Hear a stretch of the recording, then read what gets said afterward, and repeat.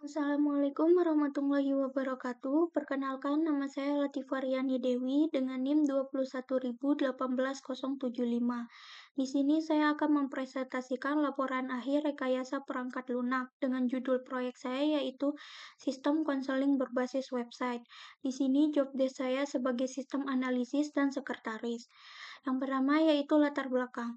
Perubahan gaya hidup modern yang cepat telah berdampak pada kesehatan mental masyarakat, meningkatkan tingkat stres, kecemasan, dan depresi.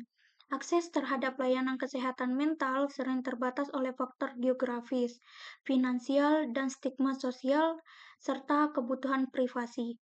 Perkembangan teknologi internet menawarkan solusi dengan layanan konseling berbasis web yang lebih mudah diakses dan anonim. Sistem ini memungkinkan pengguna mendapatkan bantuan profesional kapan saja dan di mana saja, tanpa hambatan geografis atau sosial. Anonimitas platform online membuat pengguna merasa lebih aman dan terbuka dalam berbagai masalah. Dengan fitur yang dapat disesuaikan dengan kebutuhan individu, sistem ini diharapkan dapat mendukung kesehatan mental masyarakat dalam menghadapi tantangan kehidupan modern. Selanjutnya yaitu tujuan. Tujuan sistem konseling berbasis website meliputi satu, memfasilitasi akses universal, memudahkan akses ke layanan konseling tanpa kendala geografis atau lainnya. Dua, meningkatkan kualitas hidup, membantu individu mengatasi masalah kesehatan mental dan emosional untuk meningkatkan kualitas hidup mereka. Tiga, mengurangi stigma. Mengurangi stigma sosial terkait konseling dengan membuatnya lebih mudah diakses dan diterima. Empat, meningkatkan efisiensi. Mengoptimalkan proses konseling agar klien mendapatkan dukungan dengan cepat dan efisien. Lima, menjaga privasi dan keamanan. Melindungi data pribadi dan informasi klien dengan ketat. Enam, memperdayakan konselor. Memberikan alat yang dibutuhkan konselor untuk memberikan layanan yang lebih baik. 7. Memastikan kualitas layanan. Mengukur dan memantau kualitas layanan untuk memastikan pengguna mendapatkan nilai yang baik. Dengan tujuan yang jelas, aplikasi sistem konseling dapat memberikan manfaat signifikan bagi individu yang membutuhkan bantuan kesehatan mental dan emosional. Selanjutnya yaitu ruang lingkup. Ruang lingkup untuk pembuatan aplikasi konseling berbasis web mencakup pengembangan platform, fitur konseling, manajemen data, keamanan, personalisasi, pengembangan konten, evaluasi dan monitoring, pemasaran, pelatihan, dan dukungan, kepatuhan regulasi, serta evaluasi dan pengembangan lanjutan. Stakeholder, nama kelompok tim pejuang. 1. Hafiz Aldin dengan NIM 2118071 kelas G sebagai Project Manager dan Tester. Kedua, saya sendiri yaitu Latifariani Dewi dengan NIM 2118075 kelas G sebagai Analis Sistem dan Sekretaris. 3. Muhammad Rizky dengan NIM 2118078 kelas A sebagai Desain Sistem dan Front End. Keempat, Rido Saputro dengan NIM 2118080 kelas A sebagai front end. Dan yang terakhir yaitu Muhammad Kus Prasetyo dengan NIM 2118090 kelas MSIB sebagai back end. Mitra yaitu Muhammad Febrian Al-Amin, Magister Psikologi, Psikolog. Daftar atau list pekerjaan sesuai job desk. 1. Menyusun MOU. 2. Menyusun proposal. 3. Membuat use case. 4. Membuat diagram activity. 5. Membuat kelas diagram. 6. Menyusun kebutuhan fungsional dan non-fungsional. Use case. Di sini terdapat dua aktor, yaitu user dan psikolog. User melakukan registrasi, kemudian login, kemudian melakukan booking, dan bisa melakukan logout. Kemudian untuk psikolog melakukan login, kemudian melihat jadwal booking, kemudian melihat data user, kemudian bisa logout.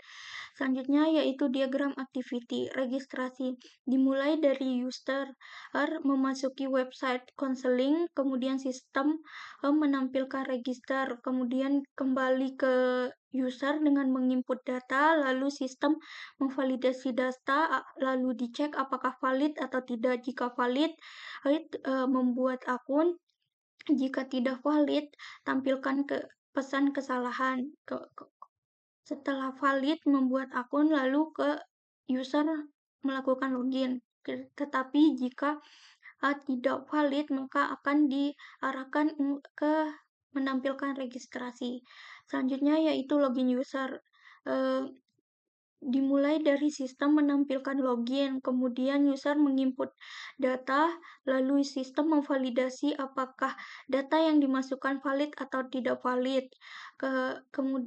Jika valid, akan diarahkan ke halaman utama, lalu selesai. Tetapi jika tidak valid, maka menampilkan pesan kesalahan, lalu diarahkan ke menampilkan login. Yang selanjutnya yaitu login psikolog. Eee, Dimulai dari psikolog memasuki website konseling, lalu sistem menampilkan halaman login, kemudian diarahkan ke psikolog untuk menginput data, lalu sistem memvalidasi data login apakah valid atau tidak. Jika valid, menampilkan halaman dashboard psikolog lalu selesai. Tetapi jika tidak valid, menampilkan pesan kesalahan dan akan dikembalikan untuk menampilkan halaman login. Selanjutnya yaitu booking. Dimulai dari user memasuki halaman layanan konseling, lalu sistem menampilkan layanan konseling. Setelah itu dikembalikan ke user untuk memilih paket layanan, lalu user menginput data, kemudian diarahkan ke sistem memvalidasi ketersediaan paket dan tanggalnya. Jika tersedia, maka akan diarahkan ke berhasil booking dan selesai. Tetapi jika tidak tersedia, maka gagal lalu dikembalikan untuk menampilkan halaman layanan konseling. Kemudian untuk data user, dimulai dari psikolog mengklik halaman data user, lalu sistem mengolahnya untuk menampilkan halaman data user. Setelah itu maka selesai. Kemudian logout, dimulai dari user memasuki halaman logout, kemudian sistem menampilkan halaman logout, kemudian diarahkan ke notifikasi, lalu dicek apakah jika ingin keluar atau tidak. Jika iya, maka akan keluar halaman web, tetapi jika tidak, akan ke menu gagal, lalu kembali ke menampilkan halaman logout. Untuk kelas diagram, yaitu di sini ada 3 kelas, yaitu user, psikolog, dan booking.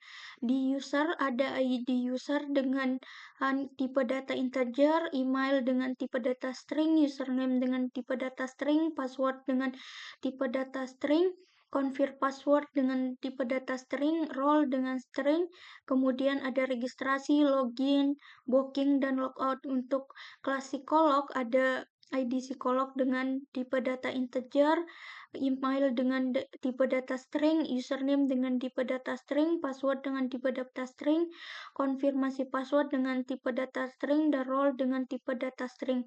Kemudian diarahkan ke login, dapatkan jadwal booking, dapat data user, kemudian logout. Kemudian untuk kelas booking, terdapat ID booking dengan tipe data integer, nama user dengan tipe data string, layanan paket dengan tipe data string, tanggal booking dengan tipe data date, tanggal submit dengan tipe data date, nama psikolog dengan tipe data string, kemudian tampil hasil.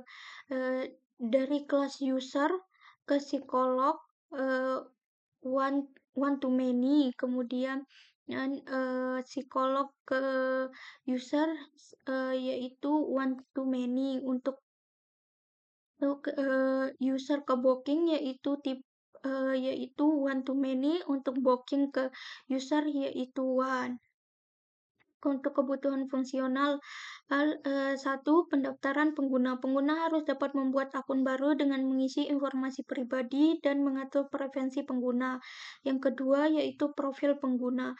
Pengguna harus dapat membuat dan mengelola profil pribadi mereka, termasuk informasi pribadi, riwayat konseling, dan preferensi pengaturan. Konseling online, konseling instan, dan konseling plus. Website harus menyediakan fasilitas untuk melakukan konseling online antara konselor dan klien melalui obrolan teks, panggilan suara, atau video. Konseling offline, sistem harus memungkinkan pengguna untuk membuat, mengubah, dan membatalkan janji temu konseling dengan mudah melalui kalender atau antarmuka manajemen jadwal. Kelima yaitu catatan konseling.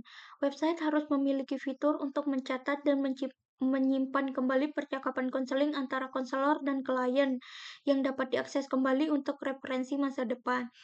Yang keenam yaitu pembayaran. Aplikasi harus menyediakan sistem pembayaran yang aman dan terintegrasi untuk memproses biaya konseling atau biaya lainnya yang terkait.